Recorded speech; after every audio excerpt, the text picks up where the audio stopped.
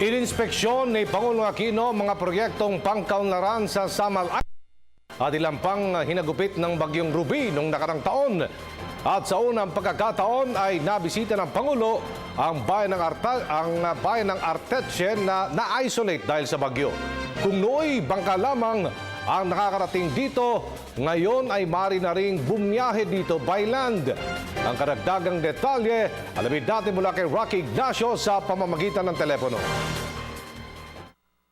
Biyaheng Eastern Samar si Pangulo Aquino para sa inspeksyon ng mga halagang programang pangkaunlaran at infrastruktura.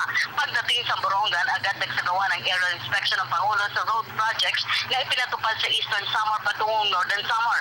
Ang Eastern Samar ay isa sa mga nasalanta ng malakas sa bagyong Yolanda noong 2013 pati na rin ng Ruby noong 2014. Sa report ni DPWH, Elio Simpson, tapos na ang lahat ng mga infrastruktura na nasira ni Yolanda.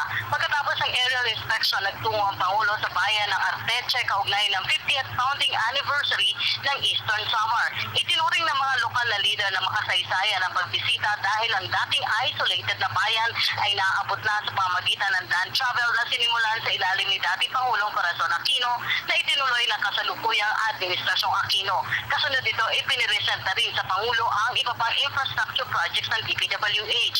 Sa kasalukuyan, umaabot na sa 19.17 billion pesos na highway at flood control projects mula taong 2011 hanggang 2015 at 7.49 billion hanggang taong 2016. Ayon sa Pangulo, hindi lamang kalakalan na mabilis na mayahatid kundi ang paghahatid ng benepisyo sa mga boss.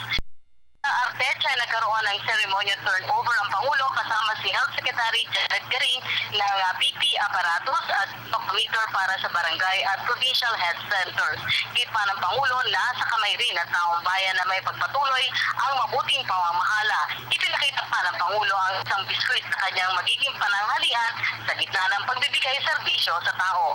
At yan po ating pag-uulat mula dito sa Arteche, Eastern Samar, Rocky Ignacio para sa Telebisyon ng Bayan.